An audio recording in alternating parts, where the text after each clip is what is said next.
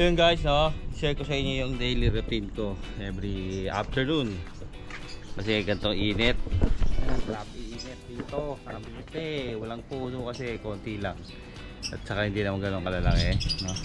Yan, everyday. Yan, kakalabalan ni Mrs. Oh, dami labahon. So wala tayong upload isang linggo na, no.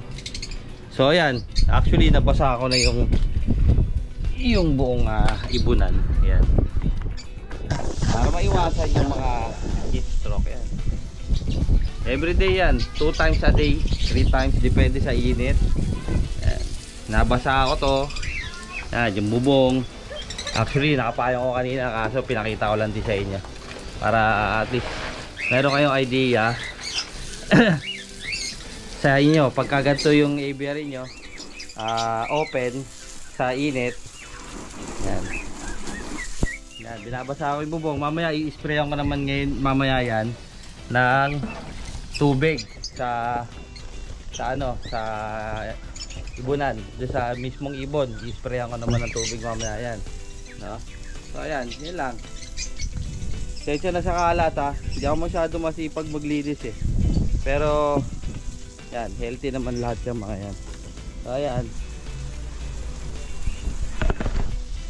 Yung aso kailangan yan, basahin mo rin. Yan, dibdib, ulo, yung ilalim ng paa, yung tiyan, yan. Tapos, basahin mo rin yung kulungan. Siyempre yung bubong, doon nag-i-stay yung init, no?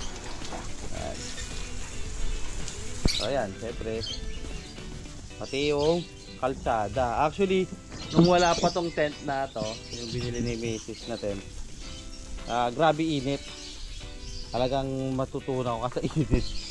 So ayan. Yan, twice a day, 3 times a day ako nagbabasa para maano yung init. Para hindi mainitan yung aso. So yun lang. Ayun, pagkatapos ko naman magbasa sa ibunan, no. Actually, I'm still working sa taas. Meron yung mga builded natin, no. Yung isa nandun sa labas. Ayun sa leather pack. Ito, pinipare ko ulit sila. Pero actually may itlog na yan eh. Follow up lang. Ayun na sila. Ito yung ating father of the father. So yun. Kaya tayo sa taas. Pakita ko sa inyo naman yung ating workspace. Yan yung workspace ko. Yan, habang nag-work, sound trip, ito yung workspace ni Mrs. Kulay pink, syempre. Yan, pink electric fan din. Electric fan. Grabe mainit dito sa taas. So, dito naman nakalagay yung mga gecko ko. Yan. Yan. Ito, nakatago sila kasi gabi. Ayan o. Ito yung isa ka, si Barbie. Yung isa, yung breeder.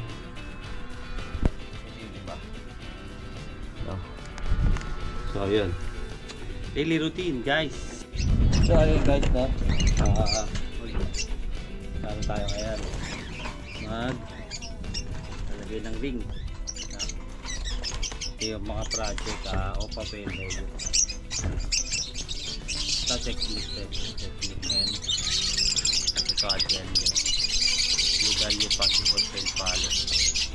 Sa dito yung bio, possible dialogue, possible fail follow. So ayan guys, ito yung sa ring gamit ko. May color coding tayo. Ito ko talaga yung ring. Ito yung sa mga dilute and fail follow na magkasama sa mutation, no? Sa mga hindi nakakala mo paano mag-suot ng ring, itong ring na to is 5mm, no? So yun lang pwede mag-suot ng ring ng adult na. So saktuhan lang to guys. So kailangan itong tuturuan ko kayo. Ito yung tatlong fingers. Yan, tatlo pag didikitin nyo. Tapos yun, susuot nyo lang dyan.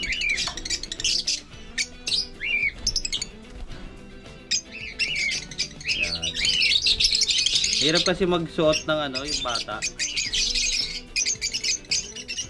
So ito, Pag nasuot naman ni dito, mahirap na to tanggalin. Pero na lang kung yung ibon mo mapayat. So yun, suot na. No? Yun lang, peace out. Ayun guys, no, meron din ako napansin sa mga may kargang Opa Pale Dilute. Ito yung tail nila, ang ganda. Ayan, solid. Halos lahat ng mga Opa Pale Dilute na may kargang ganito. Yan yung tail nila. No?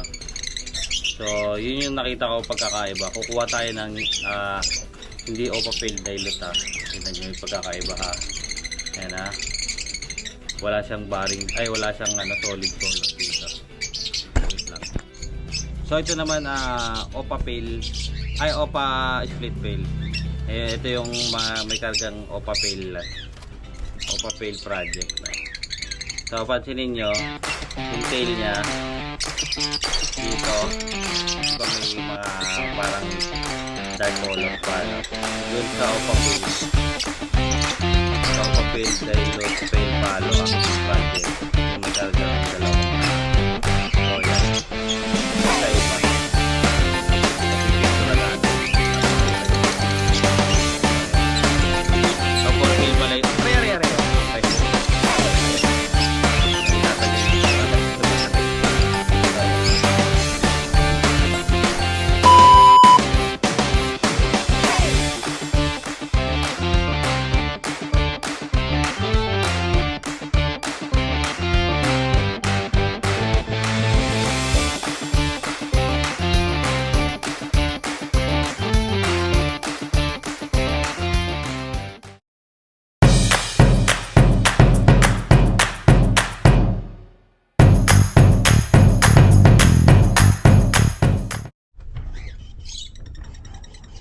Project natin na Opa Pale Dilute, no?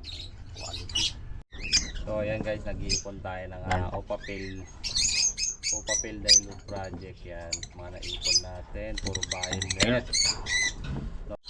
So ayan, another project, no? Yan naman ay ang